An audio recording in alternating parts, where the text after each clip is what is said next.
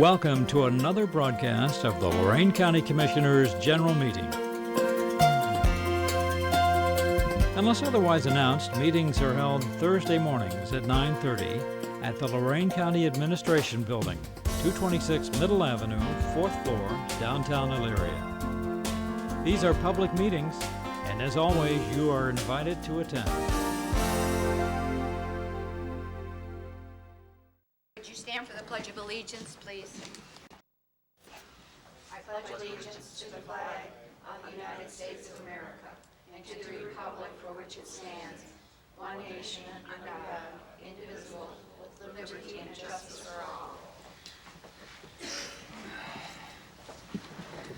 Good morning and welcome to the July 22nd meeting of the Board of Commissioners. At 9 a.m. we have a public hearing scheduled on access management and the committee's, I assume, recommendation. Ron Twining, our Community Development Director. Good morning, Commissioners. My name is Ron Twining, and I am the Community Development Director for the Board of County Commissioners. I'm happy to introduce this first public hearing, first of two that are required for the access management regulations. This was made possible by the 124th Ohio General Assembly when it passed House Bill 366, which was introduced in September 13th, 2001. This legislation was reported out of the local House Government and Township Committee on February 27, 2002. The bill was codified in the Ohio Revised Code under Section 5552, and it became law effective October 24, 2002. Purpose of the legislation was of, quote, promoting public safety and efficiency while maintaining proper traffic capacity and flow. Regulations generally apply to both county and township roads in the unincorporated areas of the county. The township and county were granted the same enabling authority under the bill. The county was given 1 year from the effective date of the legislation to initiate the process of adopting access management regulations. If the county took no action within that first year, then each individual township would have been permitted to start and create their own access management, similar to the way we have our zoning. We talked with several of the townships and the county engineer, and it was agreed that we would probably be better served in Lorain County if the unincorporated areas, both county and township roads, fell under one set of regulations. And at least it was a willing discussion that people were willing to talk about to see if that is or was something that we could work out. There really were three methods available to the county to establish county access management regulations. The first was that the Board of County Commissioners could request the county engineer prepare a set of regulations. The second method was the county engineer could prepare a set of regulations on his own initiative and ask for approval by the Board of Commissioners. That was on township and county roads in the unincorporated areas. Or the third one would be the way that we agreed to do it. The Board of County Commissioners would appoint, prior to the October 23rd deadline, would appoint a committee with specific professions and local expertise to recommend a set of regulations to the Board of County Commissioners. And as I've said, the county opted for this method. On September 25th, 2003, I believe we were in Wellington school that night, the Board of County Commissioners did in fact appoint a committee, and under the law they were given 270 days to prepare recommended regulations in accordance specifically with Section 5552.04 CB. As required by the law, the committee met within the first 30 days and they needed to elect their chair. I'm pleased to announce that they elected County Engineer Ken Carney as chair. The committee met a total of 6 times. The meetings were held on the third Wednesday, and appropriate public notice was provided to the public for all of those meetings. First meeting was in Carlisle Township. The others were all held at the Rural Water Authority in LaGrange Township. The meetings were held in October, November, December, January, February. We took the month of March off, waiting for comments, and convened again in April. We were required under the Ohio Revised Code to include representatives in 12 categories. The North Coast Building Association, representing home builders, was a requirement. We had to have a private sector traffic engineer. We had to have a private sector land surveyor, a representative from the professional realtors, the county engineer, representatives from our MPO, NOACA, representatives from Ohio District 3 Planning Office, someone representing the County Planning Commission, and obviously a representative from the Board of County Commissioners. In addition, the other 3 slots that was required by the state law was to have the County Township Trustees and Clerks Association appoint 3 members. Those 3 members were appointed by then Chair Dale Rundle. The commissioners also, in my opinion, wisely said that once those 3 members were appointed, the remaining 15 townships would also then be given permission to appoint their own representative, so that we had a representative from each of the 18 townships. I have a list of all of the committee members that participated in that meeting, should anybody like to see those. And again, that was made available during the 30 days since the notice of this public hearing has been held, so that's on file. Draft regulations were distributed as a result of the work of the committee on February 24th to all committee members. Jerry Innes, Assistant County Prosecutor for the county, and each of the 18 townships in the county. Comments on the draft regulations were received between February 24th and April 9th. Copies were also kept on file of the draft regulations in each of the township clerk offices, the county engineer, and at the community development office for public inspection and review. Upon request, copies of the regulations were made available to the public.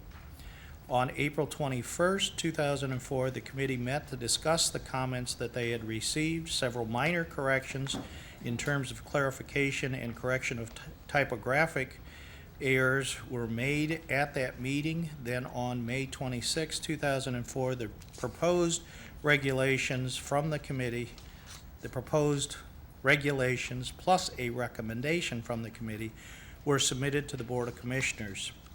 Following the submittal, your clerk has established the public hearing dates. That was today at 9 o'clock, and the other one that we are required to hold will be on September 9th at 9 o'clock as well in this very room. She also sent out notices of the public hearing, copies of the draft regulations from the Commissioner's Office to the County Engineer, the Community Development Department, each of the 18 townships, Ohio District 3 Deputy Director, NOACA, the local professional associations representing home builders, realtors, professional surveyors, attorneys, and professional engineers. This all had to be done 30 days prior to today's public hearing. That, in fact, was done by your clerk, and I wish to acknowledge Teresa and her effort for that.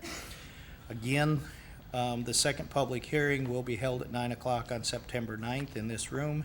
Any changes requested or suggested as a result of this first public hearing will be considered and dealt with prior to the September 9th meeting. Following the second public hearing of the Board of County Commissioners, you at that point will be free to approve the regulations as submitted, approve the regulations with modifications, or vote not to approve the recommended regulations. That vote can be held on or after September 9th at the pleasure of the Board of County Commissioners. I've given you the overall requirements of the law and what the committee did do to this point. Now, in order to talk about the highlights of the regulations themselves, and we do have copies of that, there is a sign-in sheet going around for those that are in attendance. We need to have you sign in. But to talk specifically about what is included in the regulations, the chair of the committee, County Engineer Ken Carney.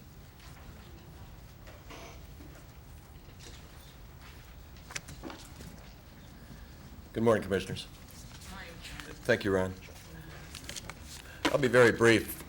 A lot of work was accomplished through a lot of dedicated individuals in, quite frankly, inclement weather. I wanted to say very much appreciative. I wanted to be very appreciative to all those individuals that contributed to this. And this is the culmination of a lot of hard work. Briefly, this would be a continuity of permit application processes where we would have an access permit, which would be prior to any lot split approval. The county engineer shall determine whether an access permit may be issued. The review will be performed prior to the Lorain County Health Department's performing their review, which is required for a lot split approval. The person requesting a lot split will submit the same map that will be submitted to the Health Department to my office, the county engineer's office. Thus, the access permit shall be issued within 7 working days following submission to the Lorain County Engineer's office, and indicate those locations along the lot for which access is accessible and in conformance with these regulations. Permits issued shall prescribe the permitted uses or conditions of the permit as well as the access classification. New permits are required whenever the land use or the access classification changes, and sales to any adjoining landowner are exempt unless the intent of the sale is to provide access alone. That's a brief discussion of the actual access permit. Driveway permits prior to the issuance of any building and/or zoning permit or prior to the construction of a driveway in those situations not requiring a building permit or zoning permit. The Lorain County Engineer shall issue a driveway permit on county roads. Each Board of Trustees shall determine or shall appoint a person to issue a drive permit on their township roads. The permit will be for access at a location for which an access approval was previously granted or at a location that is otherwise in conformance with these regulations. In those situations where no access approval was issued, the county engineer's established driveway permit regulations will apply. As Ron mentioned before, this is the first of 2 public hearings. After the 2 public hearings, it will be the Commissioner's prerogative to approve these regulations. In addition, the county engineer will require a traffic impact study on any medium volume or high volume driveways, and may require a traffic impact study for any low volume driveways, if determined by our office if it's needed.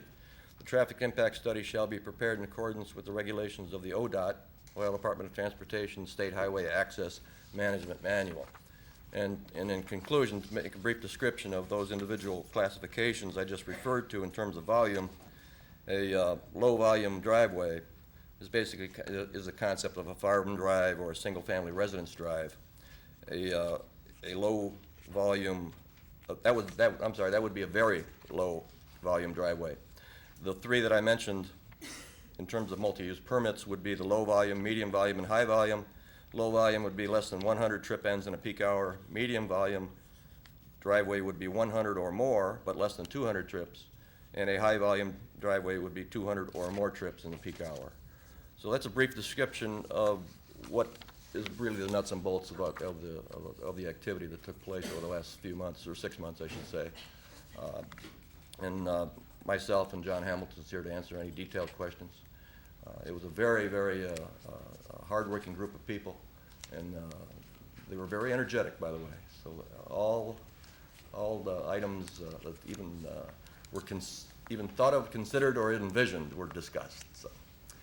So, do you have any questions at all on this regulations? On these regulations, myself and John Hamilton would be happy to answer any questions. Thank you, Ken. Thank you. Does the board have questions? Yeah, Ken, I have, I have to ask you some questions. Is this something new, access permits for driveways? The access management regulations that were adopted, or the process effective October 2002, it's law. It needed to be established. This is an extension of that law. Yes, we do have driveway permits. This is an extension of that. It's more of a detailed. It's more of a. Actually, quite frankly, I believe it's 95% safety oriented. The regulations itself determine the access management regulations enlarge on the safety items in terms of individuals that are applying for driveways. So in other a lot words, of conditions are existing out there that are not accessible by driveways, even though land ownership is available, because of the physical characteristics of the hill and depth of depressions. Site clearance would alleviate So that. could people be refused a driveway permit or refused to be able to put a driveway in? Not necessarily refused, but to meet the regulations, it may require a meeting, may require a study, may require a relocation. But in all, honestly, it's a safety-oriented process. But I doubt very much if there'd be any refusals until, because land being transferred over the last 50 years is not available unless there is access. This makes it a safer access, quite frankly. I know, but in my opinion, in the name of safety, it seems like government is taking over people's rights on their own property. Well, it also saves And- the lives of the people that apply for the driveway. Pardon me? It also helps the safety of that family that's using that driveway. Well, I understand that, but sometimes these controls go just a bit too far. You'll find it's not that controlled. It has a lot of avenues of negotiation. It has a lot of avenues of study by professional engineers requiring, this regulation requires in terms of those high volume and medium volume areas. So the resident would have to hire a professional engineer If it's, to do if it's this? deemed necessary, it's not a very difficult situation at all. We do these all the time. It's not very expensive at all. It's part of the process, quite frankly, in applying for a permit. This is just more of a detailed explanation of how it feels, that owner feels that should be placed at that point, and then that would be subject to approval with these regulations. If it's not approved, we would seek an alternate location And on who his approves property, this? by the way. Who approves this? Is it more than one individual that would approve? That would be our office, engineer's office, in terms of county roads, and then township roads would be the county zoning inspector.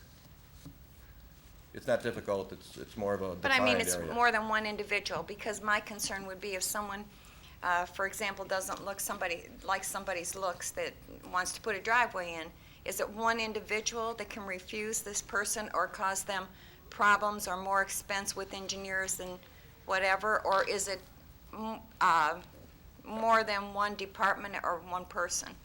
No, that's not available. It's very clear, concise, it's a solid approach. It's not subjective to anyone's desires. It's very black and white. No, As they I say, didn't. it's more of a relocation. But is it more than one individual or one department? The department would be the county engineer's department. My entire staff would review the application on a county road system. In terms of a township road system, it would be the township zoning inspector. And if there's need for additional help, my office does that for them. Jerry? Commissioner, if you look under Article 8, there's a provision for appeal to a Board of Appeals, which is composed of a number of representatives, Okay. so that if somebody feels they're being aggrieved in this process, they do have the right All to right, appeal okay. something. And Commissioner, I would also add to that question, on a state road, a property owner is already now required to go to ODOT District 3. So that requirement to get access to a state road, even on an individual lot, is required presently. So the state legislature has just allowed that to take place on county roads and on township roads in the unincorporated areas. All right, thank you. Thank you, Ron. Is there anyone in the audience who has a question or comment regarding the access management information? Seeing none, I'll move that we... Wait a minute. Oh, sorry. I apologize.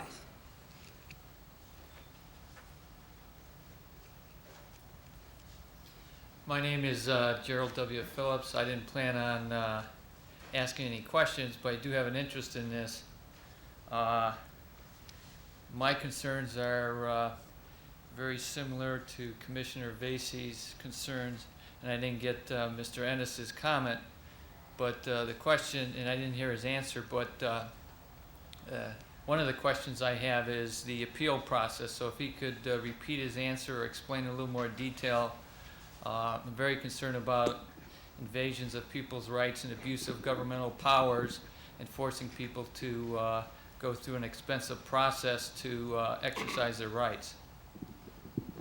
Commissioner Vasey's concern was that these permits are initially granted by one person, which is the engineer's department, and she wanted to know if there were any other persons involved or any other way for a person who disagreed with that ruling to challenge that. And there is a variance and appeal process that is set forth in Article 8, and there's an appeals board that is made up of seven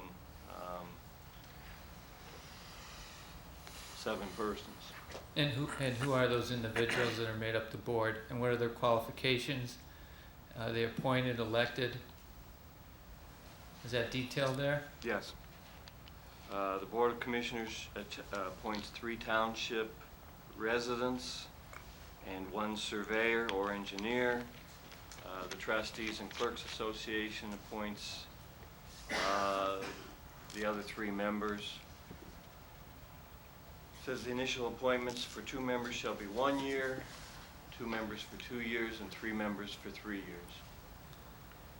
And maybe the county engineer could answer this question. When Commissioner Vacy indicated, individuals that make that decision, do these regulations specifically identify the individual, or is it a department, which means you pick a lottery, and depending upon who gets it, you get different variations of decisions and interpretations? So is it the county engineer, Mr. Carney, or whoever's in this place, or is it just whoever happens to review it?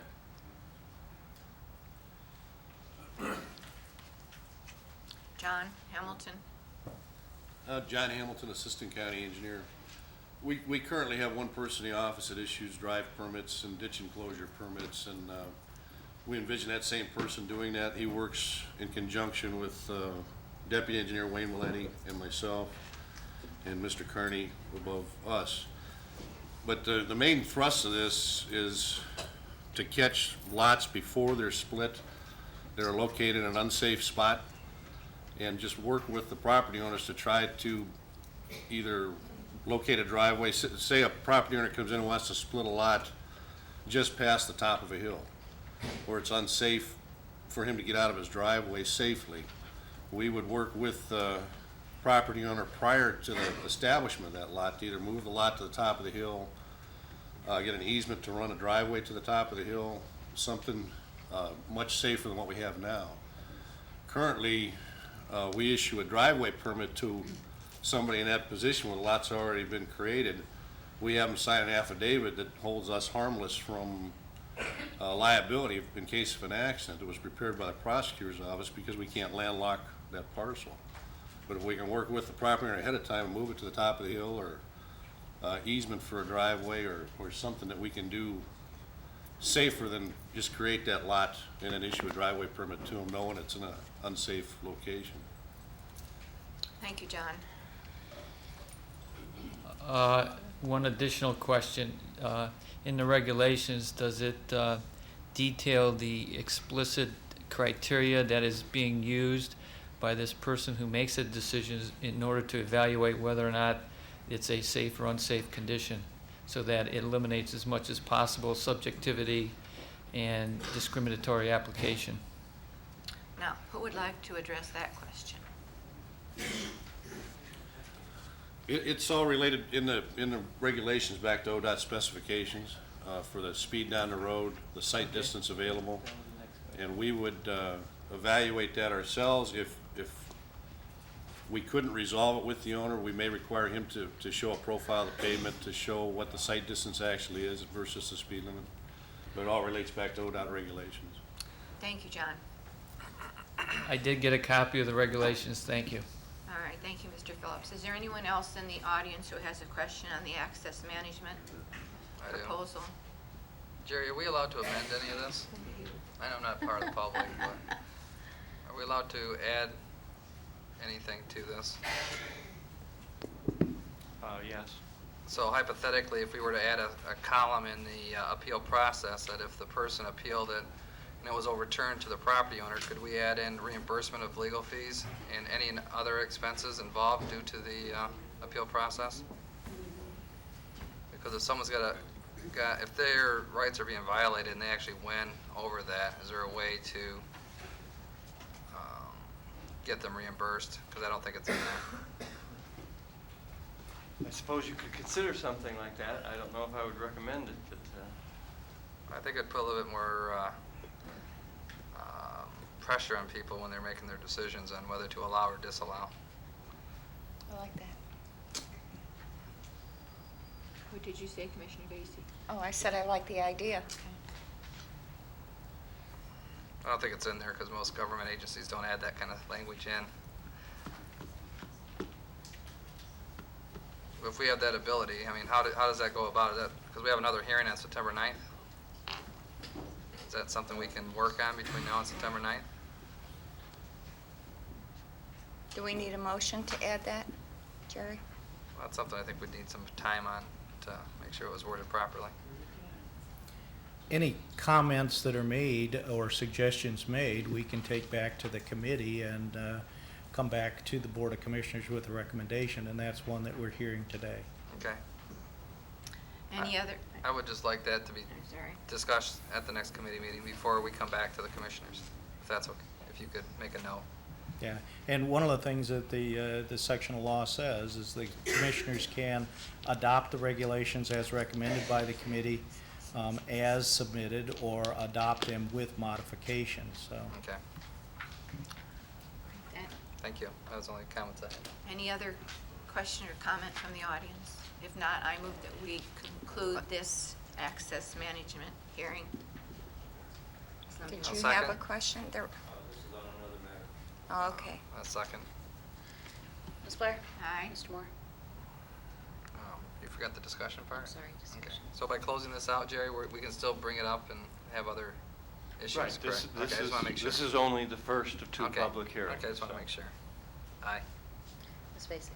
Aye, and I want to thank Mr. Phillips because I think I have the same concerns as what you brought up. Thanks.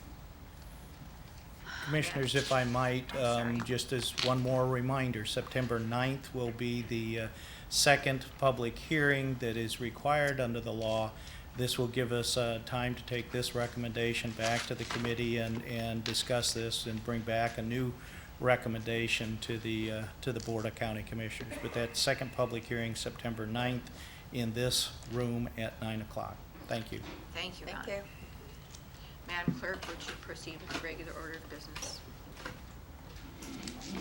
At 10 a.m., Mr. Harper, Executive Director, and Charlie Neff, Finance Director, Lorain County Mental Health Board, will be here to discuss the 1.2 replacement levy, and at 3 p.m., a County Planning Commission will be held here. Resolutions, number 1, Job and Family Services bills. So move. Second. Discussion. Ms. Vacy? Aye. Ms. Blair? Aye. Mr. Moore? Aye. Investments. So moved. Second. Discussion. Ms. Blair? Aye. Mr. Moore? Aye. Ms. Vacy? Aye. Appropriations. So moved. Second. Discussion. Mr. Moore? Aye. Ms. Blair? Aye. Ms. Vacy? Aye. Transfers. Excuse me, but I think people in the back of the room where I just was will have difficulty hearing you. Okay. So moved on item number 4. I'll second. Thank you. Discussion. Ms. Blair? Aye. Mr. Moore? Aye. Ms. Vacy? Aye. Advances and repayments. So moved. Second. Discussion. Mr. Moore? Aye. Ms. Blair? Aye. Ms. Vacy? Aye. Requisitions. So moved. Second. Discussion. Mr. Moore? Aye. Ms. Blair? Aye. Ms. Vacy? Aye, with the exception of number 610. Travel expenses. So moved. Second. Discussion. Ms. Blair? Ms. Blair? Aye. Mr. Moore? Aye. Ms. Vacy? Aye. Bills. So moved. Second. However. Discussion. Ms. Vacy? Aye. Ms. Blair? Aye. Mr. Moore? Aye. Authorized personnel actions as indicated on the summary sheet for employees within the jurisdiction of Lorain County Board of Commissioners. I would like to request an executive session before we act on item number 9 for the purpose of adding the personnel. We'll do it right now? Pardon me? No. Okay. Under Airport Number 10, authorize the Board of Commissioners to accept as co-sponsors an airport improvement project grant offer from the FAA and enter into an agreement. The total project cost is $3,538,089. FAA share is 95%, or $3,361,185, and the local share is 5%, or $176,904. FAA is reimbursing the airport $160,000 for the purchase of the Johnson property in 1997, which can be applied towards the share. Said request is contingent upon receipt of a resolution from the airport authority stipulating to the contents of a letter received from Mr. Barth, Director, on June 16, 2004. $16,904 to meet the local share of the FAA grant. $23,264 to complete a wildlife hazard assessment. $15,983 for the road repairs at the industrial park. The total request is $56,147. So Mr. moved. Barth, would you like to address the group? Did my motion get a second for discussion, or Thank you, Madam Chairman. what? Wait a minute. Can I get a second, or can we let it die and wait? Guess it's going to die at this point. These two are Okay, going to... I'll second it for the purpose of discussion. Thank you. Commissioner Bass. Okay, Mike? Thank you, Madam Chairman, Good morning. members of the board. As you know, we've been working hard to bring money, federal money, back to the Lorain County Airport. And in the last 5 years, we brought about $6.5 million back into that airport. The commissioner's been big participants in this because they've come up with the local matching share for most of that money. We knew how tight money was within the county this year, and as I know Commissioner Vassie remembers, back in 1996, the board gave $160,000 to the airport to purchase some property adjacent to the airport with the condition that if we ever got it back, that it could be used for local matching share. I want the board to know that the FAA was not obligated to give us that money back, but you know, we've been lobbying hard for 2 years, and this year they finally gave in and gave us $160,000 back. So what it amounts to is that we're getting $3.5 million to do much needed improvements at that airport for $17,000, which is a pretty good investment by the county and the airport. You might recall back in March of this past year, we came, and one of the things I've told the FAA is that we would do a wildlife hazard assessment if they agreed to, give us the money for the fence.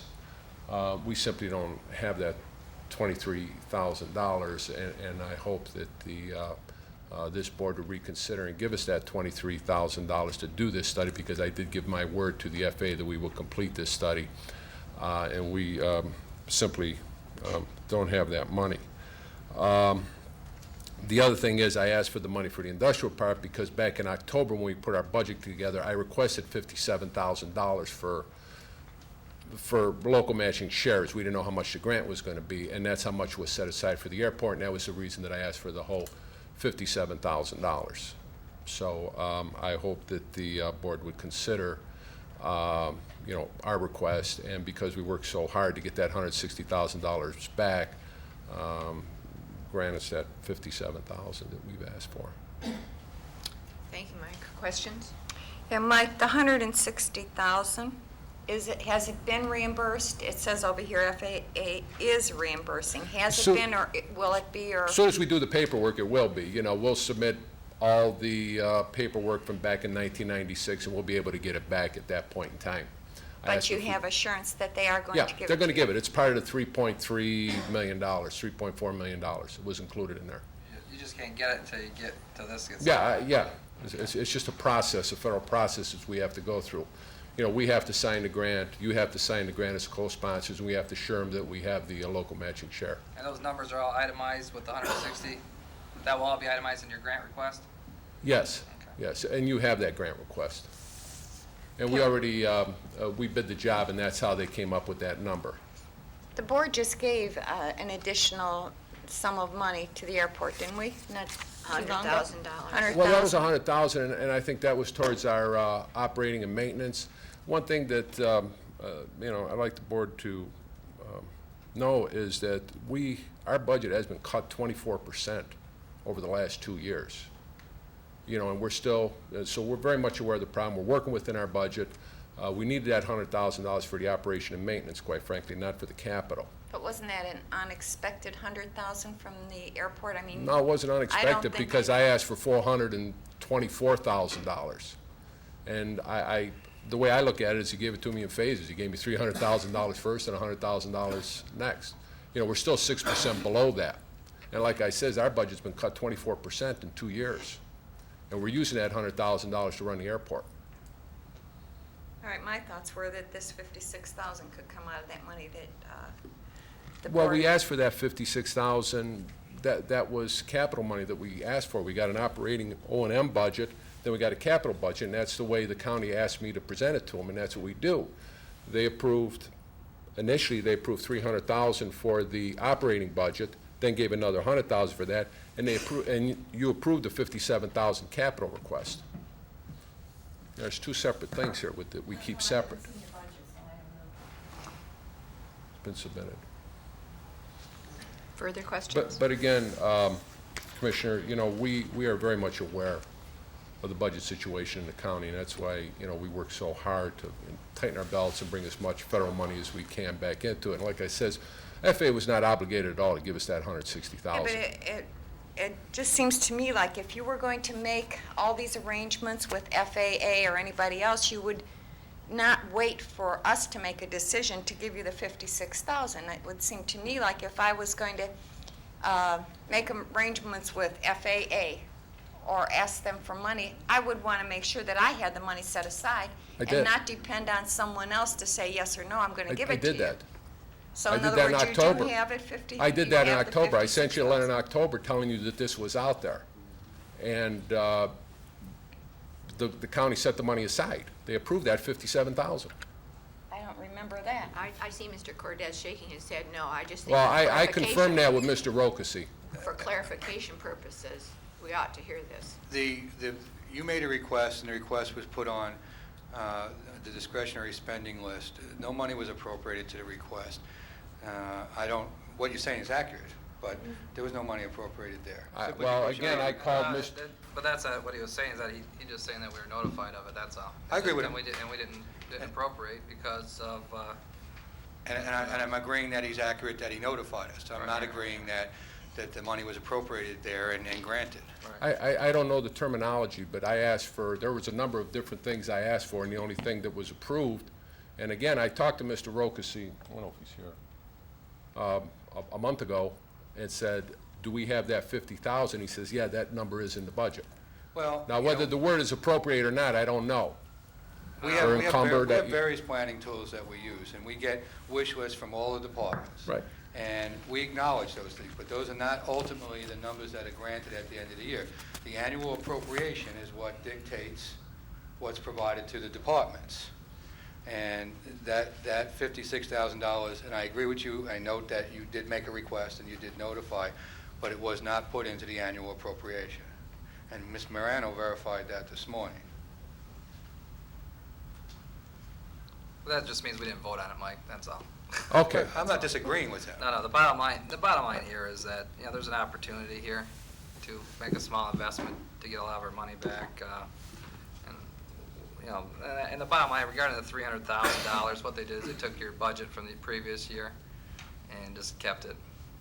So even though you were requesting more and you operate on a lot more money, I think all the positive things that you guys have done out there, I think is reflected quite positive in this community.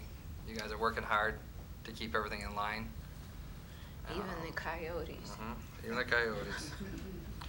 So, I Further mean, comment? you know, $6.5 million in federal I- funds brings a lot of jobs to the Well, I county. understand that, but it just seems to me to be, you know, that it would be more prudent to make sure that you had the money before you make commitments to FAA or anyone else.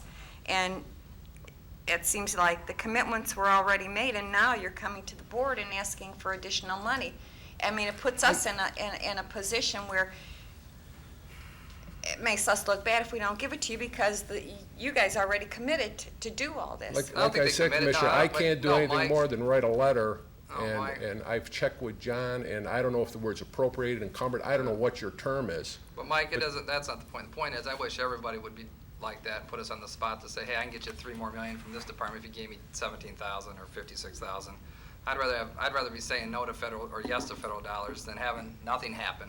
That would be great, but what if we were in a position where we didn't have the money to give? And then somebody would be pretty embarrassed. That's fine. If you want to embarrass Mike and say, federal I'm government, not keep your saying- $3.5 million, that's fine. I mean, I'm not going to support it. I'm going to support getting $3.5 million from Uncle Sam because Lorain County seems to get the short end of the stick all the time. So if I I'm get some not- of it back, hey, I'm all for investing $56,000 to get $3.5 million. Well, anybody would be. So But you want to be assured that you have the 56,000. I'm not doing this to be argumentative, but I'm I just, will get you the correspondence that went back and forth between my office. The and- correspondence isn't the issue. The issue was there was a communication definition on whether it was appropriated or not, and that's what, don't be a dead horse. Further discussion? no further If not, discussion. Madam Clerk, will you call the roll, please? Mr. Moore? Aye. Ms. Vacy? Aye. Ms. Blair? Aye. Thank you, Thanks, Mike. Commissioners, thank you very much. I hope we're not going to receive any more of these requests between now and the end of the year. This is the end. Okay. This is the end. I would just ask, Commissioner, John is here, if we could get the paperwork signed today. I got a deadline with the FAA, and we'll just stay here today. If we could get that signed, and we have to get it over to Mr. Ennis and get him to sign it. We can do it at the end of the meeting like we did last week. That's fine. We can wait till the end of the meeting. All right, thank you. Thank you. Under the Community Development Department, support the annual Comprehensive Economic Development Strategy update for the year 2004 through 2005. Mr. Twining, do you have anything to comment on that, since it was your department that handled this? Yeah, annually, the Federal Department of Economic Development needs us to do a strategy for economic development projects. We start that process in February. We've completed that. We've brought in all of the communities. Typically, in the past years, it has been primarily Elyria and Lorain that have been identified as distressed communities, so the funding, if it is available, comes through them. City of Lorain is working on the Colorado Industrial Park, and you've recently heard that they're getting their money from EDA, so that's freeing that up. What we have done now, since that time and during the review process, and it looks like it may be a blip, but right now the entire county has been classified by the EDA as a distressed county. So projects throughout the entire county on our list may be eligible to receive funds.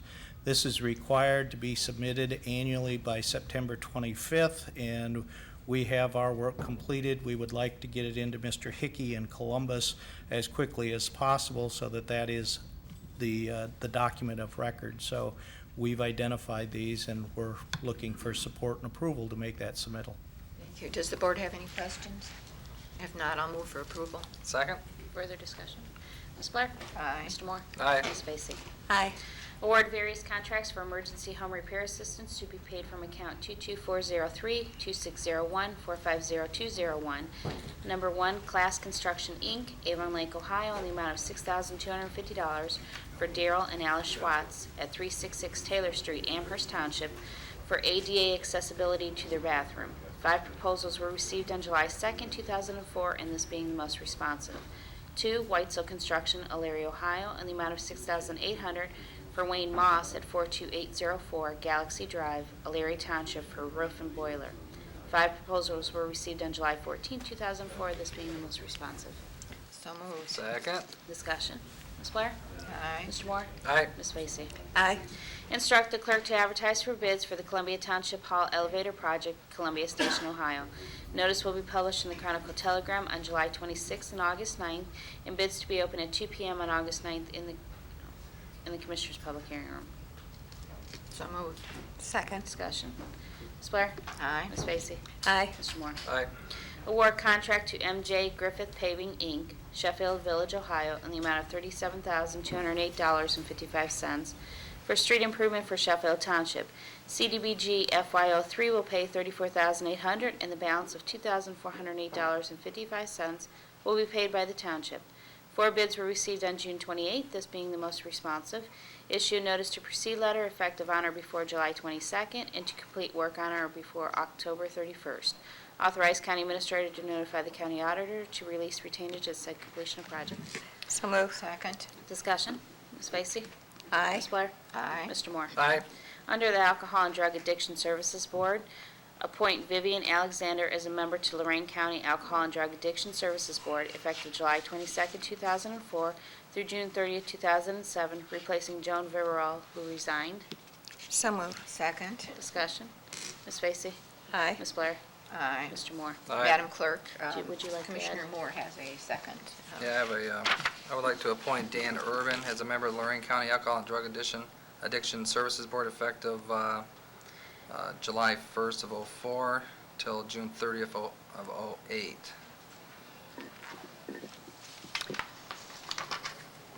Is that a motion? That's a motion. Second. Yeah. Mr. Moore? Aye. Ms. Blair? Aye. Ms. Vacy? Aye.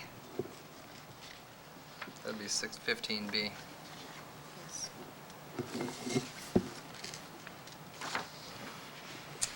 Under Children's Services, authorize various additions and deletions of personnel in Lorain County Children's Services Department to utilize their Shell Oil Gasoline Credit Card not to exceed $200 and the agency's MasterCard not to exceed $2,500 for the year 2004.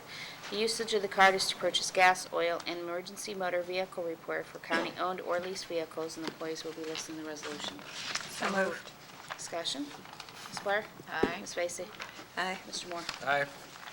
Under the engineer, award contract to Kokosing Construction Company, Inc., Frederickstown, Ohio, in the amount of $818,663.70 for the North Ridge Road and Cooper Foster Road Park Rehab Project.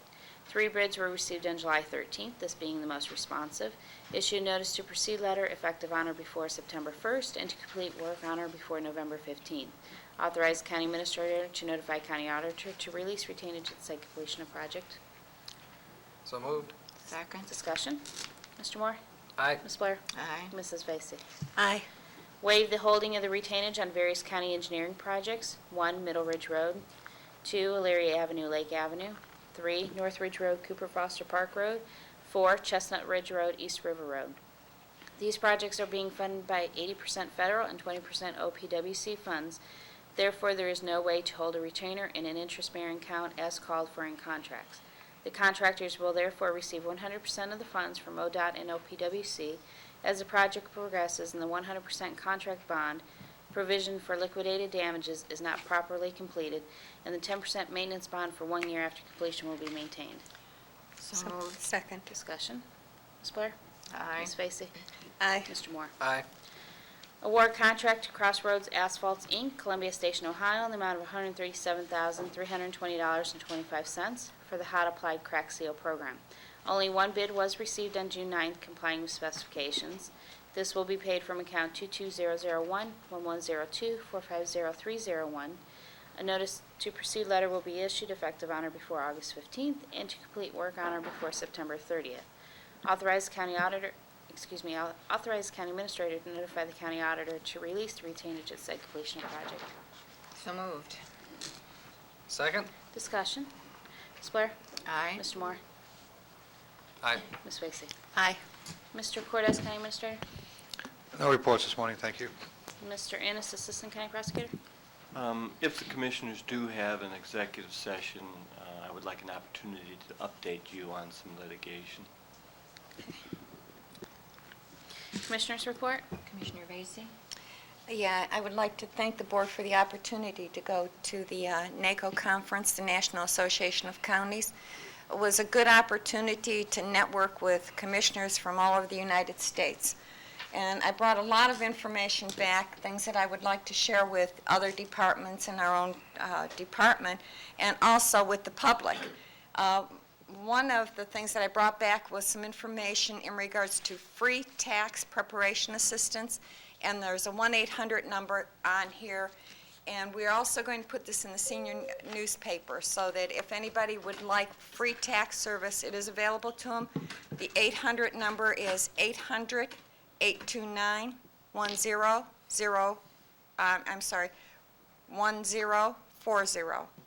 And then I also brought back information and brochures in regards to a $600 medical card for people that are eligible. And the eligibility, this is for prescription drugs. And the eligibility income level would be $12,569 for a single person, $16,862 for a married couple. And this is like a credit card where people would get $600, bring it to the the pharmacist, and they would just, whatever, if they had a copay or something, that would be deducted from the $600. But I brought the brochures back, but there's a limited number that we have. So if anybody's interested in getting a brochure, ask Kathy, my secretary, or call the office. And then, like I said, there's a ton of other information that I brought back. Just ask me when I had to carry this on the airplane. And I unloaded a lot of it by now. But here, I wanted to bring this back too, since we're conserving energy and doing a study, this might be helpful. There's one for each of you and one for I think this Jim. is for you, Jim. And Thank you. I have to go through the rest of this stuff that I have here to share with others. But I appreciated it. Thank you, Commissioner Vacy. Commissioner Moore? Just like to congratulate the Indians on winning the playoffs. They're going to the championships. I'm talking about the Amherst Indians. They got a great coach named Dave Moore, and Oh, they're it's- 9 and 10-year-old girls. They did a great job. It was an exciting night last night. That's why I'm a little tired today. So, too much Kool-Aid and cookies, but it was a fun playoffs, and they're on to the championships. Great. Oh, that's it. So, Anything else? nope. Okay, thank you. I would like the board to be aware of the mail out from the County Commissioners Association talking about the famous local government fund and the two other funds that are associated with that. And they're asking for information from our county so we can put together our objections. So I respectfully request that the board authorize John Rokesy and Mr. Cordes to work on that. It was a mailer. They're concerned about the local government fund, so that would be my request. If you have no objection, I'll just assume that it will be taken care of. No, go for it. Thank you. One other thing, Madam Chair, that I'd like to add, if you don't mind, and if you're done. I didn't mean to interrupt No, you there. I was. You're done? Yes. Okay. I did take some pictures while I was out there, and we were talking about Judge Howard and naming the Justice Center after Judge Howard, and I suggested that either maybe the family or pay for a plaque or maybe get contributions. But I took some pictures of some ideas that they were doing out there, and it's not on the building, but they have like a tree. It's not a huge tree, but small trees that line the sidewalk, and then these plaques in the ground. So as soon as I get the pictures developed, I'll share that with you. Or you can go But- to Maud and Eating Park in Amherst to do the same thing. Do They're little stones, and they're pretty nice. So Yeah, so I mean, they're it more would like be a memorial type I'll- trees. Right, a They're called. memorial or a dedication or whatever. But maybe something like that would be more palatable than naming the Justice Center after an individual. Commissioner, part of Phase 4 of the Justice Center will be working on the green space behind the courthouse, and that may be, a capital's suggestion to look at that issue in conjunction with redoing that And space out there. it wouldn't be, you don't have to limit it to just Judge Howard, but other people that you might want to recognize in the community that have some history behind them or have done something outstanding for the community. It's a good suggestion. Madam Clerk? New business? None. None. Board correspondence? I move the reading be waived. Second. Discussion. Ms. Blair? Aye. Mr. Moore? Aye. Ms. Vacy? Aye. What is now 10 o'clock? Do you want to do Mr. Harper? Is Mr. Harper here? Yes. Mr. Harper, Executive Director, and you brought Charlie Neff, the Yep. numbers cruncher with you. Yes, I did. And you want to talk to us about the Lorain County Mental Health Board 1.2 mil replacement levy. Thank you, Commissioner Blair. Commissioners, the Lorain County Board of Mental Health has resolved to recommend to the Board of Commissioners placing a 1.2 mil replacement levy on the November 2nd ballot. This is a levee that was last replaced in November of 2000. We certainly enjoyed wonderful support for that levy. I believe it passed by 62% of the vote. These funds would be necessary to continue the excellent services that folks in Lorain County have come to expect from the Lorain County Mental Health Network. We are fortunate in having this levy so that we can not only serve people who have a Medicaid card, for example, but we can also serve people, families who otherwise could not afford those mental health services because they simply don't have the wherewithal to pay for them. So our board has resolved to do that and recommended to you to consider our recommendation there. Do you have any questions? Questions? I have none, thanks. I believe this was submitted to the auditor and had the appropriate figures, so what you Yes. want is a motion from us to put it on the ballot. That's correct. Okay, I'll so move. Second? Any further discussion? Ms. Blair? Aye. Ms. Vacy? Aye. Mr. Moore? Aye. Thank you very much. Thank you. Good Well, luck. Thank you. okay, now we're down to the audience participation. We would ask that you keep your comments to 3 minutes if possible. And come to the microphone. Robert Kish. You may recall I was 7 Cs. I changed that to CAT. I started out doing my civic duty. Stands for Civic Activist Team, which you can join simply by voting if you do nothing else. The greatest act you can do if you're not going to get involved coming to these meetings. Are you familiar with a pinhole camera? Basically, it's a box with one little pinhole in it, and you can take a picture with it. That's what I call a point of light versus a closed box. This is a closed box. Nothing gets in, nothing gets out. That's what happens behind closed doors when the meetings go there. When you see a problem that can be solved, do you say, that's not my job? If you see things that are not legal, do you say, what can I do? Or I'm nobody and the politicians will do what they want. We approved building the Justice Center in this very room. After talking of value engineering, the value engineering could have shaved $4 million off the cost, according to the architect. That road was not taken. Today we're speaking of peanuts compared to with the airport, $4 million. The road not taken. I traveled Chestnut Ridge, Route 57 eastward, and water collects at the southwest corner. It's tracked and deposited by vehicles traveling east at the southwest corner. Not my job, said city officials. Not my job, said the highway garage in Oberlin. We speak of safety. All we do is speak of it. We do no action. Water at freezing temperatures become ice on what was a dry road. Is the cause of an accident really failure to control? Or could it be ice on the road that shouldn't be there? I have asked in the past, why do not bordering jurisdictions, 2 closed boxes next to each other, or 3 or 4, why do they not talk to each other?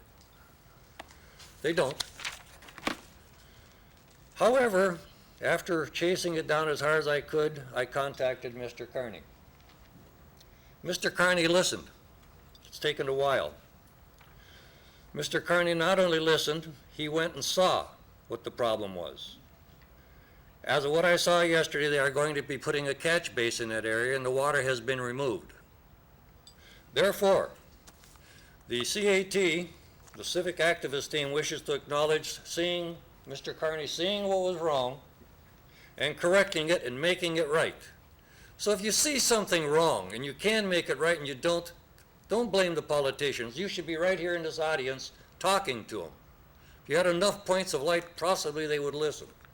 It is better to light one small candle than to curse the darkness. I don't have a plaque, but there's your candle. Thank you, Bob.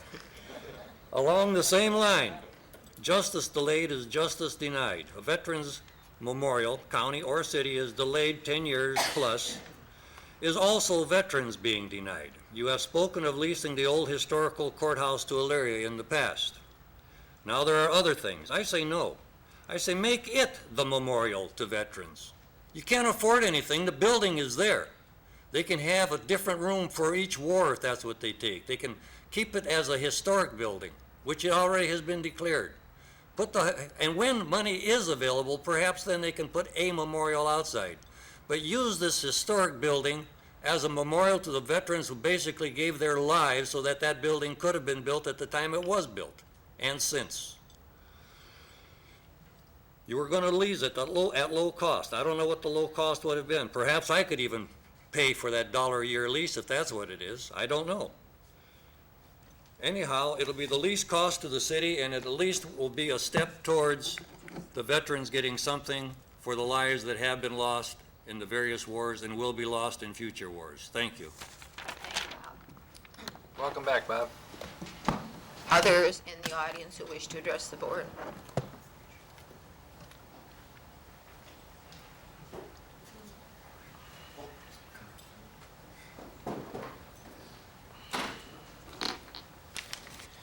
Jim Wright, Carlisle Township. Good morning, Jim. Good morning. John Romanek was sent a letter that states, please be advised the Lorain County Board of Commissioners will have a regular board meeting on July 29th, 2004 at 9:30, at which time a decision will be made relating to the sewer in your area. The decision will be whether to proceed with construction of proposed sewer improvement number 108 as described in Resolution 03-615 of the Board, adopted August 14th, 2003. You're being sent this notice because your property identified above will be assessed for a portion of the costs of the improvement. You have filed a written objection to the improvement. And Carlisle has requested a second opinion, and on behalf of the residents of Carlisle Township owning property within the area encompassed in the proposed sewer district improvement 108, the Carlisle Township Board of Trustees requests that the Lorain County Commissioners consider a second opinion regarding the design, construction, and ultimate cost of the project. The Board of Trustees has requested an engineering study be performed by GRW Engineers of Lexington, Kentucky. This study, however, will not be completed until early September 2004, and we respectfully request that the Lorain County Board of Commissioners delay the consideration of this project until the GRW study can be reviewed.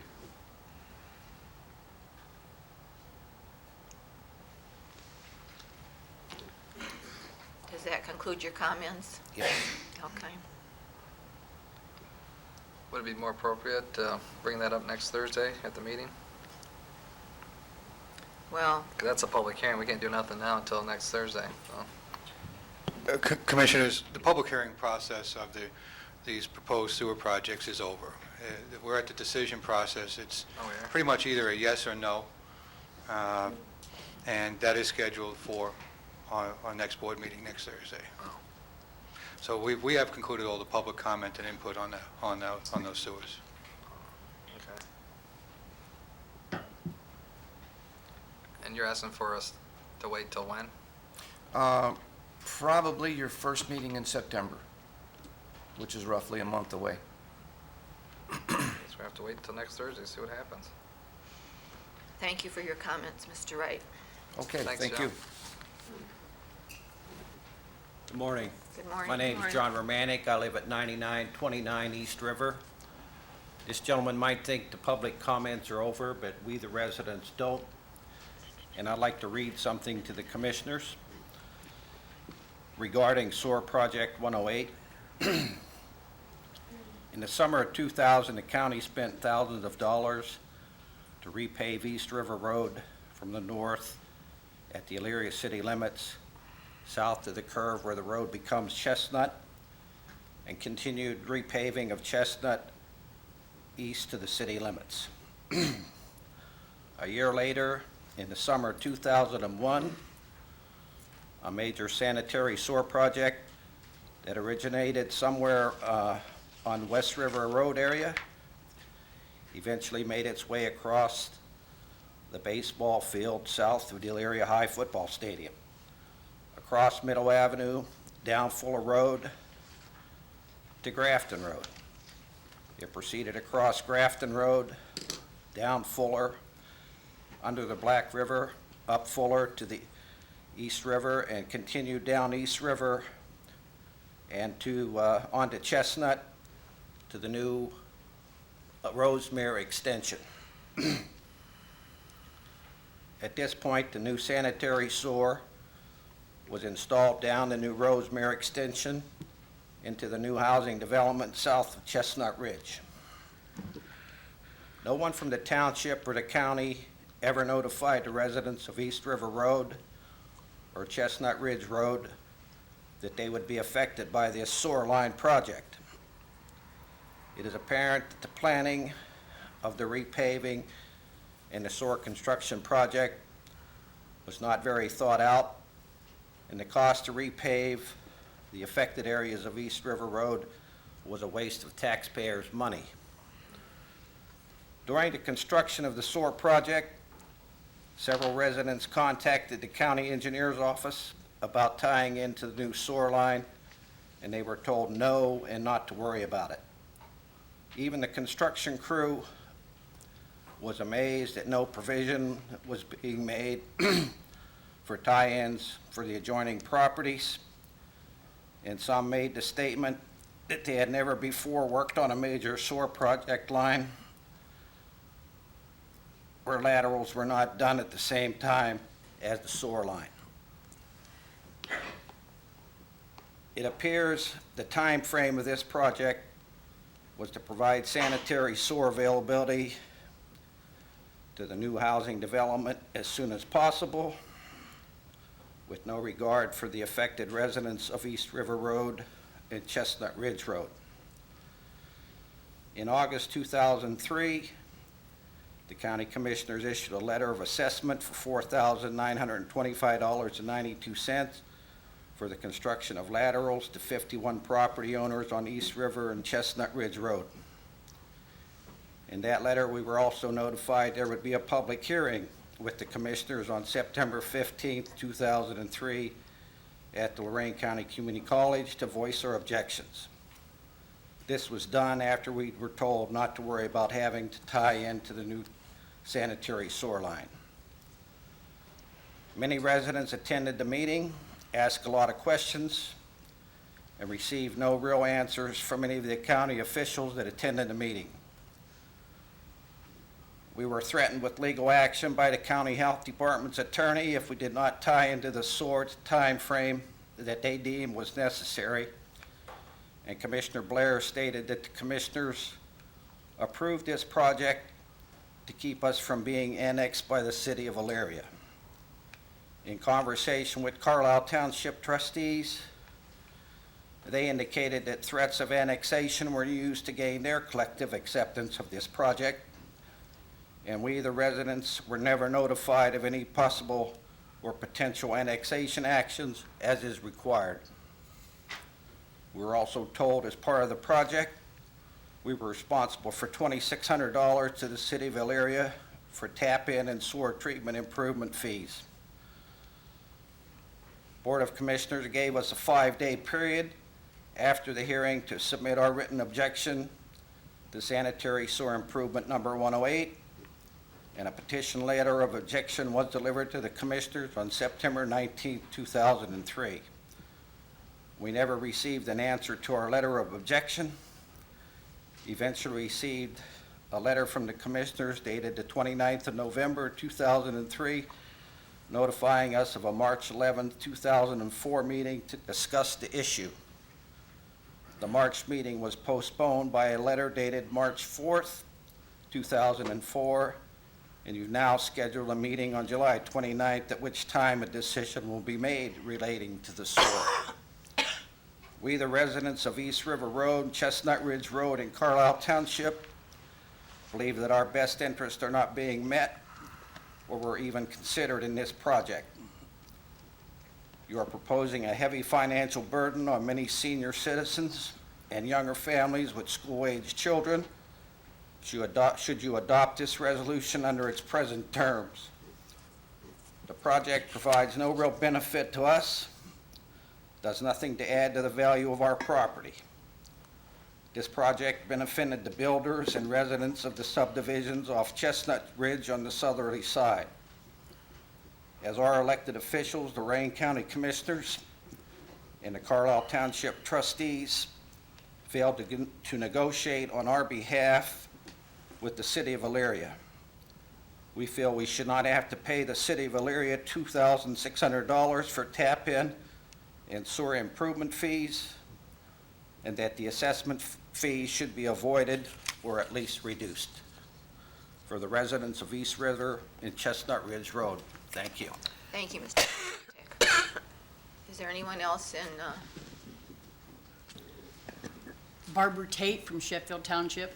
A few weeks ago, I brought a letter in to Mr. Cordes regarding some junk trucks and other debris that was on a county property, and I would like to thank him on behalf of the township for getting those off, even though it was his secretary who did it. So thank you. well, you know where the real power lies. Good morning. Good My morning. name is Bert Lacrosse, 1207 West River Road North. I'm here today as an advocate for Golden Acres Nursing Home. I have a question for the commission, but I'd like to preface it first with a little background. Golden Acres is an intermediary nursing facility. Beginning in 2005 January, it's going to become a full-skilled nursing home. Therefore, my question to the commission, what have you done? What is being done? What will you do to please bring that home up to compliance for their new status? Thank you. Mr. Cordes, I assume you want to respond.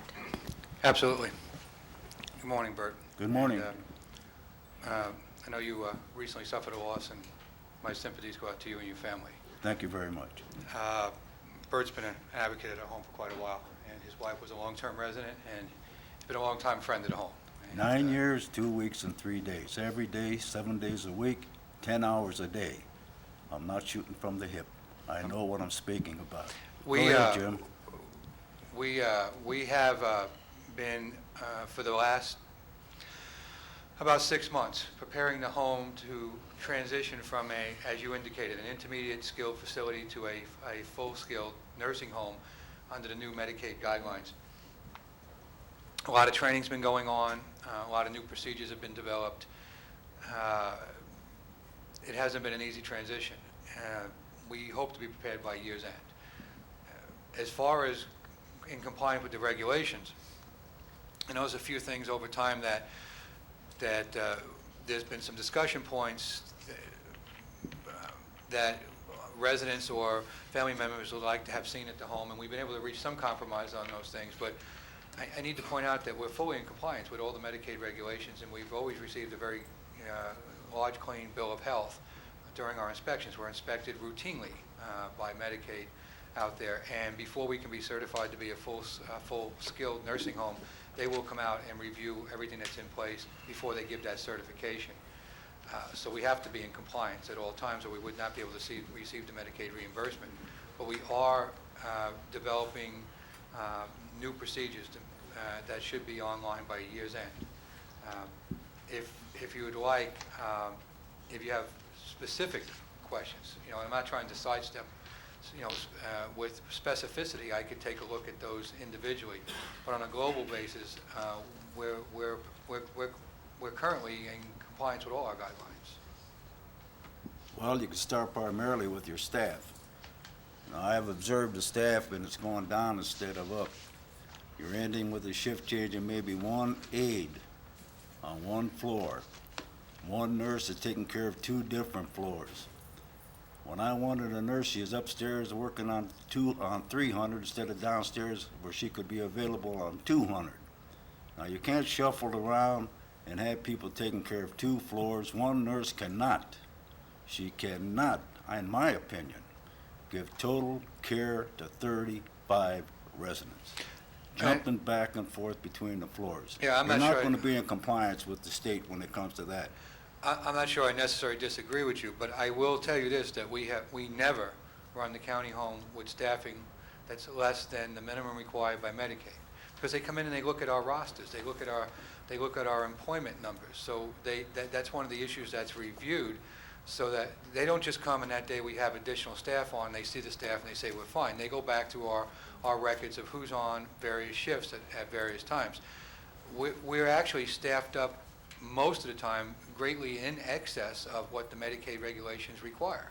No, Jim, you get out there and get hands-on. Don't try to administrate from your office out of a book. Get out there and see it for yourself. Now, I don't want to get into specifics. I don't want to embarrass these people. I can do it. I don't want to embarrass you.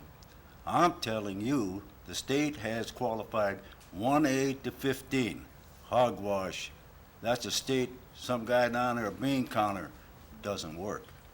I have given my wife personal care one-on-one. I know what it takes. I flossed her teeth at night. I brushed her teeth at night. These people don't get that. I made sure she has not one bed sore on her body. A lot of people out there don't get that. You get out there. The commission get out there. Press flesh, not when it's election time. Come out any time on a weekend, primarily on a holiday weekend, and I'll pop your eyeballs. Just ask me to come along. And you can't cover that with your statistics. It's different. You have to be there every day. These people are sick 7 days a week, 12 hours and 24 hours a day, 365 days a year. At best, you have got a 5-day operation out there, Monday through Friday, and then everybody cuts down, they go home. Fine for the people working this building. But these people are sick. Life goes on. You can't cut down and have your staff minimum try to take care of these people 1 on 15. I understand your position, Bert, I really do, and I understand your concerns. Now come out and take a look for yourself. But just for the record, because we are in a public forum, we are always staffed within the requirements of the Medicaid regulations, always. Now, you may not deem that to be enough, and I appreciate your position, I sincerely do.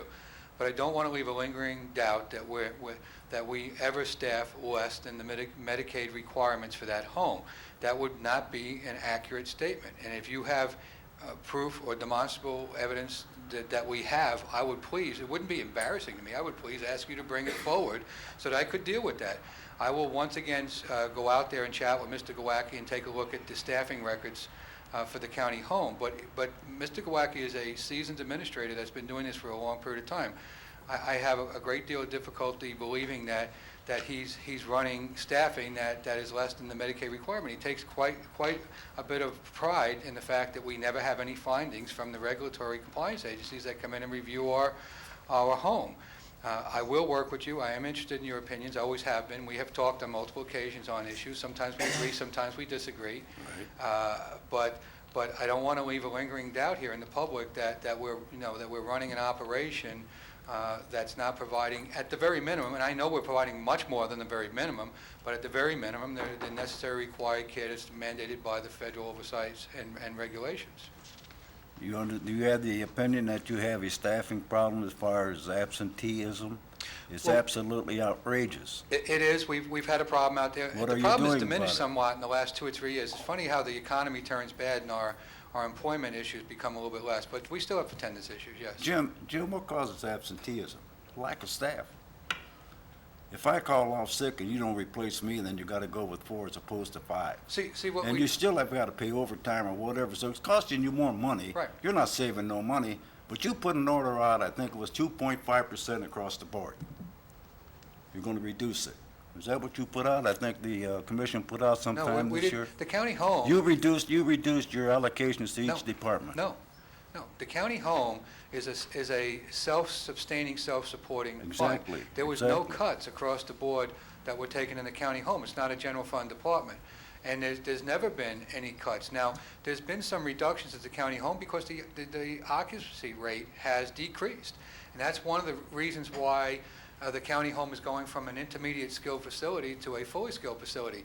Our occupancy rate is down significantly, as is most homes in Lorain County right now.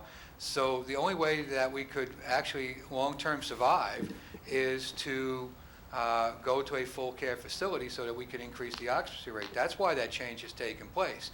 there was less and less need for intermediate facilities because of a lot of the places like Kendall that are opening up, and there was more need for the fully skilled facilities, and that is the direction that we're taking with the county home, to provide a viable and valuable option to county residents other than just the private sector. But if you look at the occupancy rate, the numbers are significantly down over the last 3 or 4 years, and that's why you probably don't see as much staffing. We haven't reduced staffing purposely, but there has been some attrition reductions in staff because the staff directly relate to the occupancy rate at the home. I would say the staff reduction is fine, but don't take it away from the people working on the floor. You got administrative, clerical, and other people that should be reduced as opposed to before taking the people away giving health care. So what you're doing, you're not approaching your problem proactively, you're going reactively. Approach the problem. If we don't need a person up in, say, records, you need one down on the floor taking people with bed sores. This should take precedence over the record person. What you have to do is eliminate some of your top staff. We went to a computer system, was supposed to reduce the clerical. It didn't reduce nothing. It got more, and we got a bunch of clerks, more clerical people and more computers, but we didn't reduce the staff. They just had more time to play around playing games. Bert, that's not Email. nice. That's not nice, and it's insulting to the No, people out no, there. let's Okay, let- no. Wait, Bert. You're talking about Bert, reducing Bert, staff. I'm Bert, giving you some I didn't say we specifics. reduced staff. I said there was some staff reduction to attrition. We have not hired any additional staff in the administrative end of that county home, period, in 10 years. That just hasn't happened. It's a very lean administrative organization. They have a few people in clerical up there, but because the Medicaid regulations are so significant and so difficult, and they are so demanding, we have to have people in records. We have to have people doing that, or we don't get the money into the home. I would invite you to, you and I, to once again sit down and meet and talk about a few issues. I can see we're probably going to disagree and agree on some things again. I'd be glad to. But please don't cast aspersions on those people. I'm not There's some very casting no fine aspersions. people I'm working telling out you there. what I've seen. Okay, I'm not talking from the hip. okay. I'm not, and please don't try to infer that I'm a liar. I didn't say I'm that. telling you from practical experience, Jim. You and I will get together and we'll share some fine information. I want to know from the commission, what are you doing now? What will you do to upgrade this facility to become full scale as opposed to an intermediate? Right now, what's in the books? I think Mr. Cortez explained that to you. Either one of you want to comment? I think he adequately explained that to you. So you two continue your discussion. Thank you for your Okay. comments this morning, Mr. Okay. LaCrosse. Thank you very much. And one last thing, and Bert, I am sincerely Okay, thank you very sympathetic much. to you last night. Anyone else who wants to address the board? Good morning. Gerald W. Phillips, 35955 Detroit Road, Avon. I'm here on behalf of the residents on Chestnut Ridge and East River Road, connection with the Sewer Improvement Project 108. Just like to make a few comments. Although the public hearing has been concluded, and I guess technically, if you want, you can just ignore the citizens' inputs or comments as public officials. I don't think that's a function of your job. I think your job is to listen to the people who elect you and to listen to the trustee who made a very reasonable request, and Mr. Romanek to listen to their concerns. This was put on hold, and all of a sudden it's been brought back to the table kind of on a surprise expedited basis during the summer months. And I think it would be very prudent for the commissioners to seriously consider the request from the trustees to permit a reasonably short time. I'm involved in some of the other projects, one in Columbia Township, and I think at one of the previous public hearings, Commissioner Moore offered a similar motion to delay it and give some additional time, and I thought that was very helpful and prudent. So I think it needs to be seriously attended to. If this project for the laterals would have been done when they put the interceptor, there would have been substantial savings to these residents. Why it wasn't done wasn't their fault, wasn't their negligence, wasn't their neglect. Now they're going to be forced to pay that additional cost. The commissioners should seriously consider the fact that that's not their fault, and when you consider the assessment, I think it would be very reasonable and prudent not to reduce the amount that's being assessed for the fact of what those savings would have been, so that they're no worse off than they would have been back in 2000 when this deal, which was negotiated between the commissioners and the township trustees in the city of Elyria in connection with annexation proceedings, completely left them out of the process. They were the vested parties of interest. They were the ones that were going to bite the bullet. They were the ones that the assessment was going to fall on. They had no input. They had no input at all. And that deal that I reviewed was a bad deal for them. It was a bad deal for them. And the last point I'd like to make is these residents are going to incur very large costs in this. This project is made up of a number of components, not the $4,925.92 proposed assessment. They got $2,600 tap-in fee, and they're responsible for the lateral costs, the closure of their septic tanks, and that can be a considerable amount. I've been recently involved in another project in Parma where residents are looking at $20,000, $30,000 just to tie in. Their costs could be very similar. You're looking at residents, some of those residents, depending upon the elevation, depending upon their house. Some of them may have to have private small lift pumps to pump up because of the elevation grades, which should have been addressed when the interceptor went in. And now they're being forced to do that. Plus, depending upon how far their house is, they're going to have very large costs just for laterals, depending how far they are. And it's very reasonable that a large number of them are going to be looking between $15,000 and $25,000 total cost to do that. And you know, are they going to get a benefit? I mean, you're going to pay $25,000 to tie in to a sewer when you have a viable system that's permissible under the local health codes? I mean, there's an issue of whether or not there's any benefit to them, and I think you should seriously consider that. And 1 month is a very reasonable period of time to have some dialogue. I know on behalf of the residents, we're more than willing to meet and discuss between now and September and when you have that additional information to look at a very practical, reasonable solution to this without resorting to litigation. And I know the commissioners know my reputation, and if you force my clients to a situation where you want to stonewall them, you know, we're not afraid to go to court. Thank you. Thanks, Gerald. Thanks, Mr. Phillips. Anyone else who wishes to address the board? Mr. Prechtel. Hi, Commissioners. Ken Prechtel, trustee, Carlisle Township.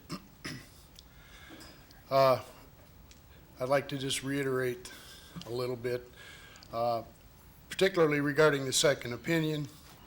If we go to the doctor and he says you need your kidney out, you go to another doctor to find out. You always look for the second opinion if he tells you you got a heart problem, etc. Several months ago, we sent a letter to the Board of Commissioners requesting that second opinion. We offered to pay any costs that the commissioners may incur above a figure. We never got a reply. Not one word of acknowledgement that the letter was received. So that is why we went out on our own, and we're paying the bill to get our residents that necessary second opinion. Second opinion may prove that first opinion was absolutely right, but we do not know until we seek it. And that's why we're here this morning, to give the commissioners a letter requesting to please table the East River project for one meeting until the second opinion can come in. The other thing that I'd like to chastise is the fact that through this entire process, after the original agreement was negotiated, the trustees basically have been left out. When the first letter went out to the East River Road residents, We didn't get a letter. To me, that's disrespect to the elected officials, that these correspondence is going out and we're not receiving it. I get a call from an East River resident, what is this letter I got? I don't even know, because we didn't have the opportunity to review any correspondence that went out to the neighborhood. This most recent letter, Trustee White had to go to Mr. Romanic's house, get a copy of that letter, so the Board of Trustees knew what was happening when our room filled up with residents.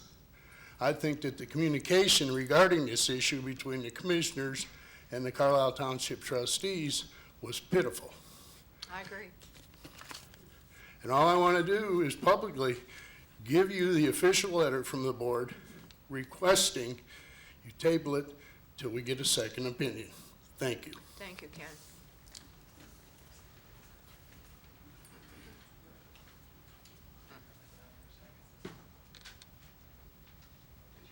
Pardon me?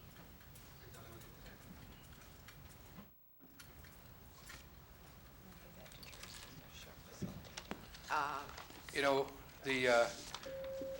while clearly we have some communications issue, Ken, and we need to correct that, we didn't have any clue that you guys were getting a second opinion. I'm aware of the request that you made, and the board didn't deal with the request because there was not agreement to go for a second, but nobody from the trustees told us that there was a second opinion underway.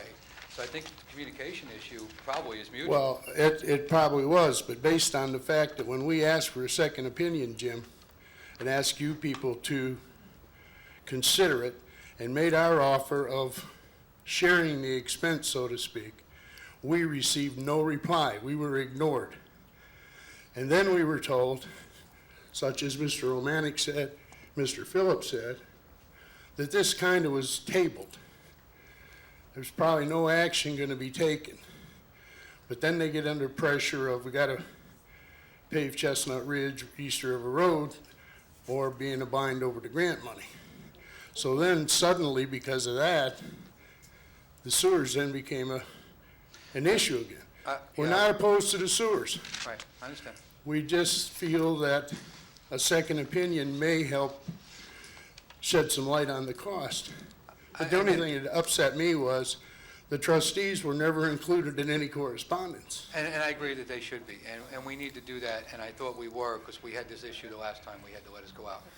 But at the same point, we need to be included in what you're doing too. If you're getting a second opinion, it would be nice if the county engineer and the sanitary engineer was aware of that, and possibly this issue would not have been agended if we knew that opinion was coming in September, but we were unaware of that because you didn't communicate. Well, then I'll stand here publicly and take the blame that you guys weren't aware, but I think it's a share, but in the meantime, East River Road and all the lanes, and we are going to get the lanes looked at in the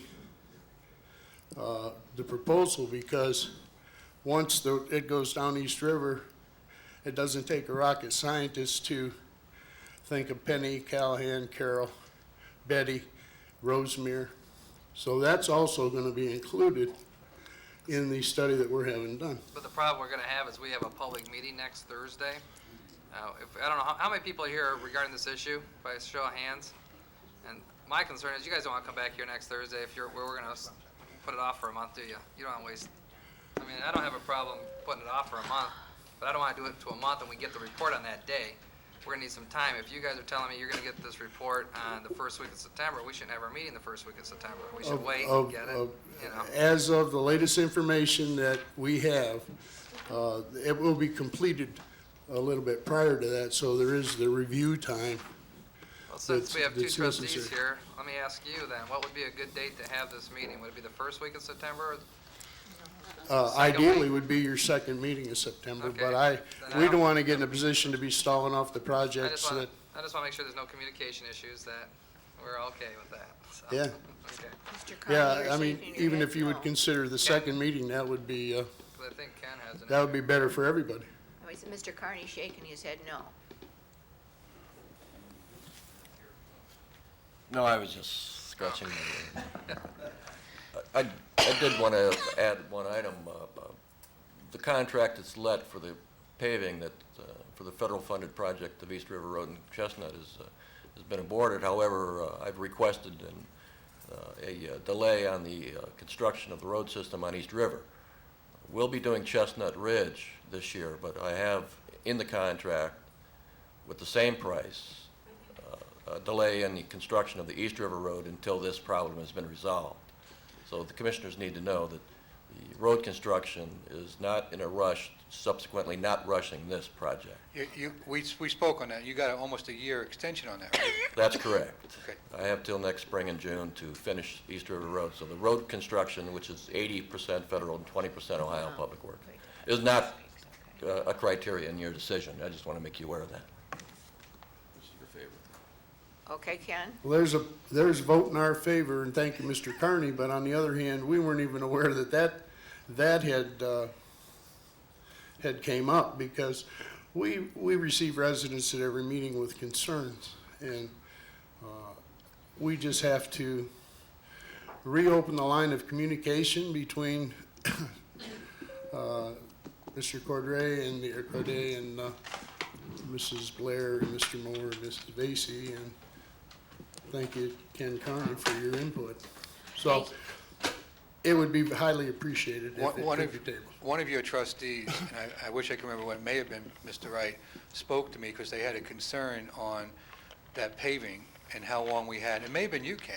We spoke a couple months back. Right. So, you know, we're And you never got back to me on that one. But we, yes, I did. I called you back and told you that Ken had gotten an extension on the paving, and we wouldn't pave the road until the sewer project decision was made. Well, I'll put it off to old timers' disease, but I don't remember the call. But we, at least we had some dialogue. Right, okay? absolutely. But we need to improve on that, and I appreciate that. Okay, now, Thank you. behind you is a young lady who wishes to speak. Pardon me? Behind you is a young lady who wishes to speak. In other words, Don't ever grab me by the collar and throw me out the window. I'm asking you to sit down, Thank you very Ken. much, Commissioner. Good morning. I want to publicly thank the trustees for showing up at the meeting. My name is Donna Pletcher. I live at 9901 East River Road. I attended the September 15th hearing, the public hearing.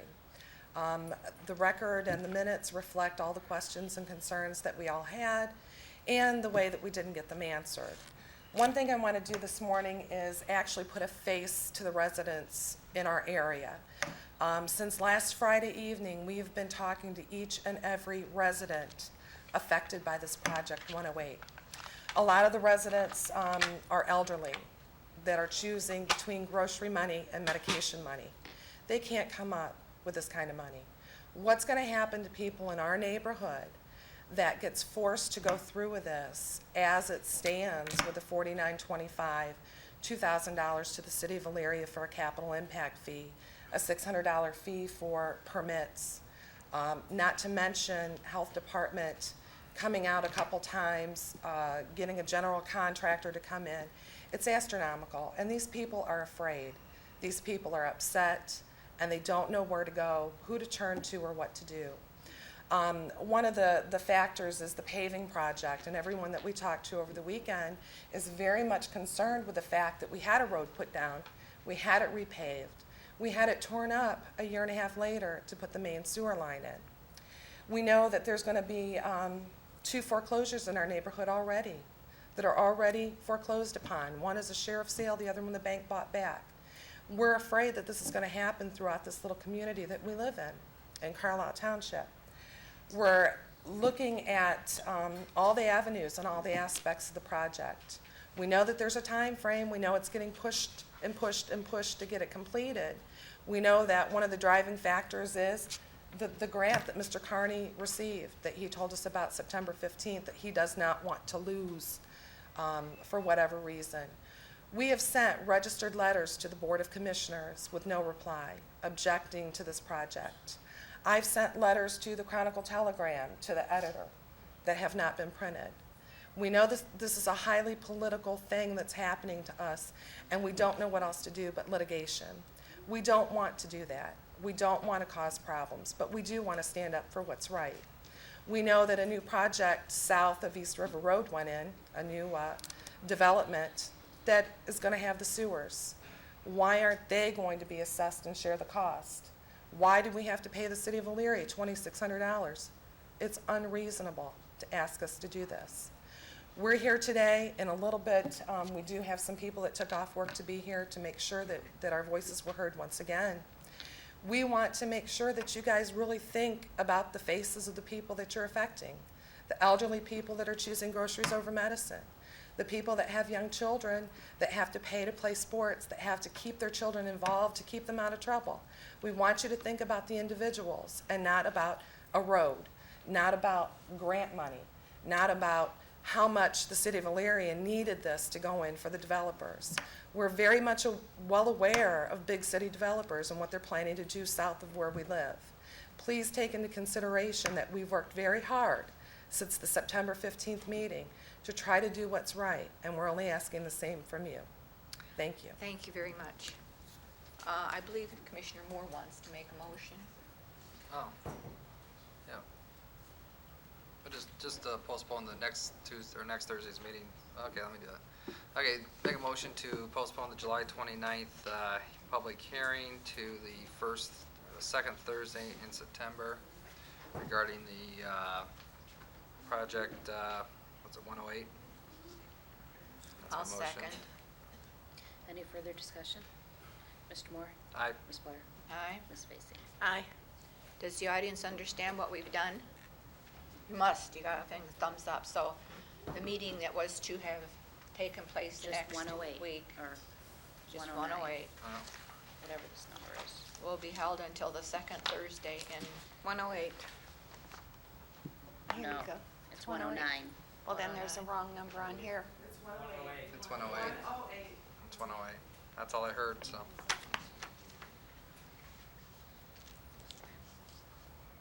Until the second Thursday, September 9th. September 9th. At what time? Well, it'll just be on the agenda. It's not going to be a public hearing. Okay. It's just a All right. decision, so. Anyone else who wants to comment? If not, I recommend the board go into executive session to discuss two issues: possible hiring and update on litigation. Second. Ms. Blair? Aye. Mr. Moore? Aye. Ms. Vacy? Aye.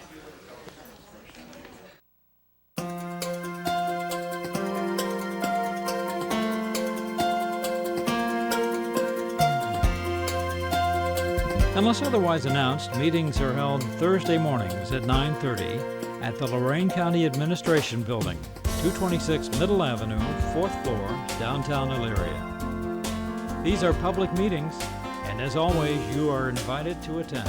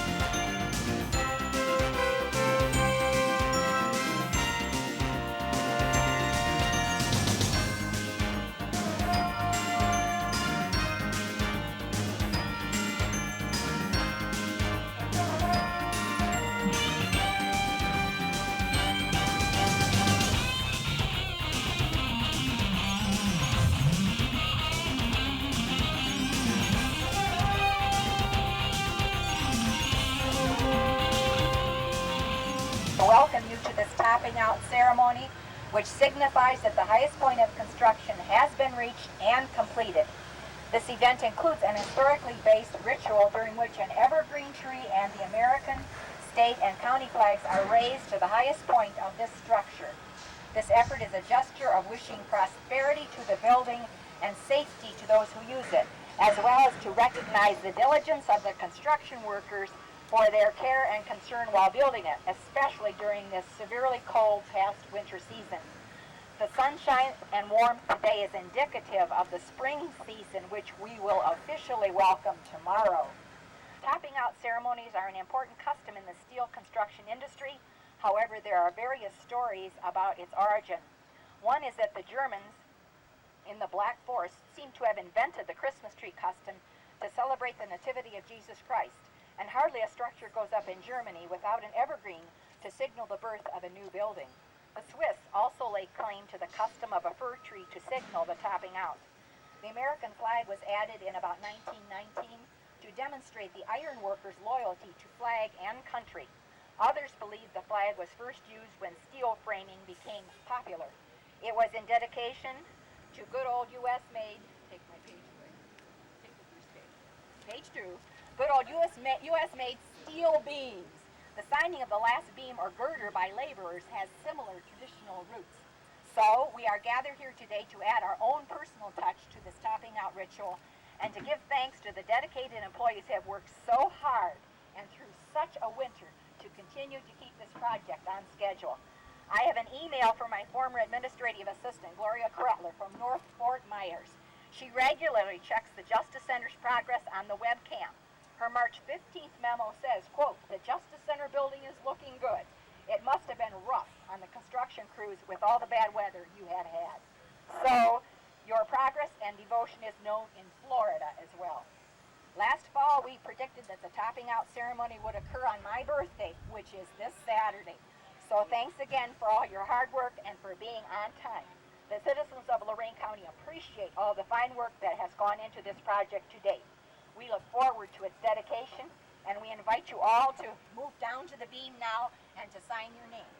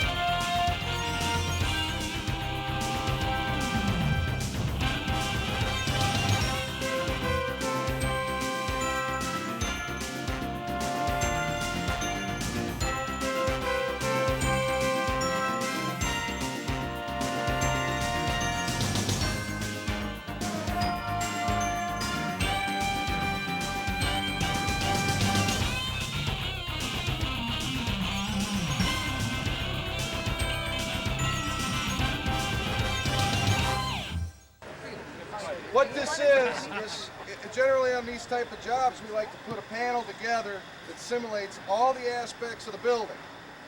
The building's going to be comprised of 2 different colors of brick with various different reveals in that brick. Also, you're going to have sandstone cast into the brick in certain panels. Outside of that, this is going to be the curtain wall system. I don't know how many of y'all have seen the rendering of the building. We have a large curtain wall that goes up the front of the building. It's going to be comprised of this type of material in this color, and then we throw in the different types of glass that'll also be in that panel. On the other side, you'll see there's a louver in place. That's just going to be the typical type of louver that'll be in an exhaust area of the building. We just try to depict all the aspects of the building in this small little mock-up panel, just so everyone can have an idea of what it looks like.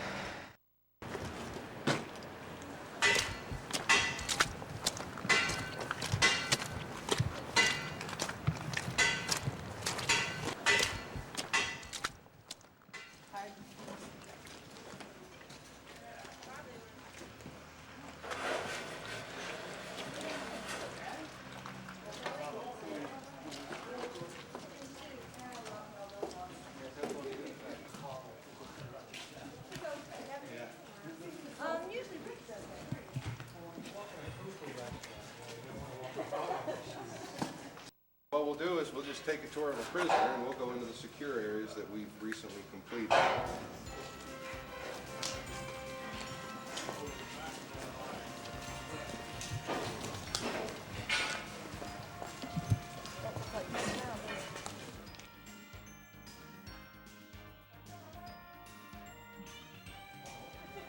Of course, this is the secure sally port where the sheriff can bring criminals down and unload them. The doors go down, everything's secure. From this point, as we go through, everything is secure.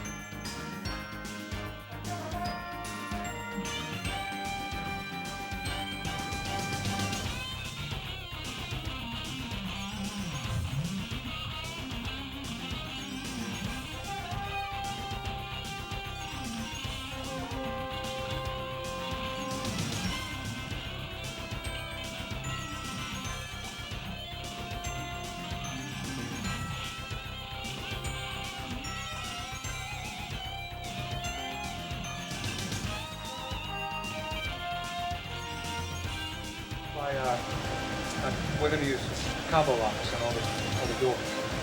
So only then we'll be able to get down here. This is not, none of this is going to be open to the public. Right. What's in here, Rick? This is one of the parts of the building. This is the main chiller room. Suburban piping, process piping's been hard work down here, as you can see. Getting the main part of the building. As far as all the final control. You've got 2 different chillers, pumps, auxiliary pumps, everything to keep the building cool and warm as necessary.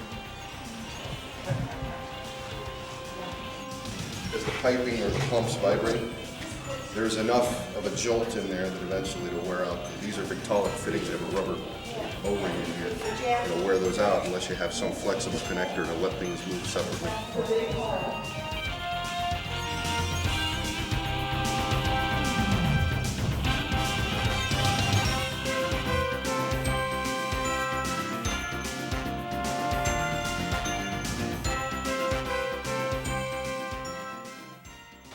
This room houses the air handler that controls all the airflow in this level of the building.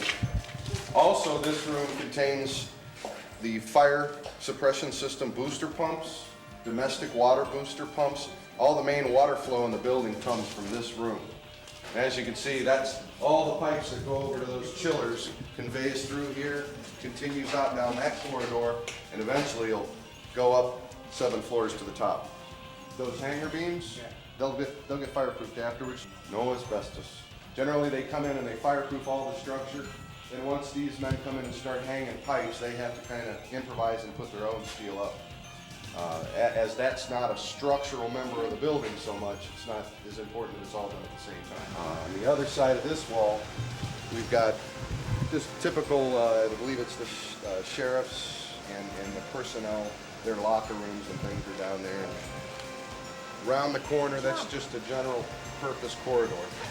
If somebody comes here, they're going to go through those secure areas, into the secure elevators, right up to the court floor that they're going to be on. There will be another secure holding facility there. Unlike the way things are right now, prisoners aren't going to be out in the open.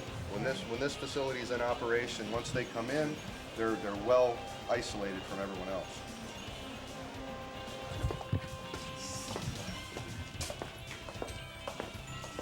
We're scheduled right now, and we're right on track, I believe, to be turning the building over late spring of 2004. And we hope that the building will be in operation in the summer of 2004. It's going to take quite a bit of time for the county to move in, get all their equipment in place, their furniture in place. So we're looking at, in the summer of 2004.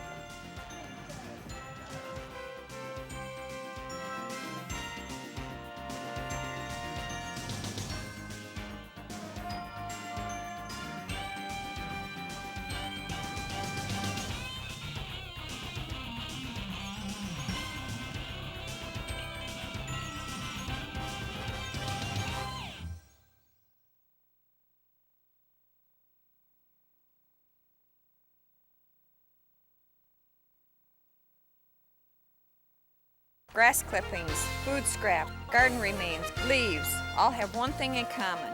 They can all be composted. All these things will go back to nature, using only air and water. Nature will recycle these and numerous other items back into rich soil to benefit your garden or shrubs. Turn it on the ground or tumble it in special drums. Composting saves landfill space and can save you money. Composting can turn into a fun project for the entire family.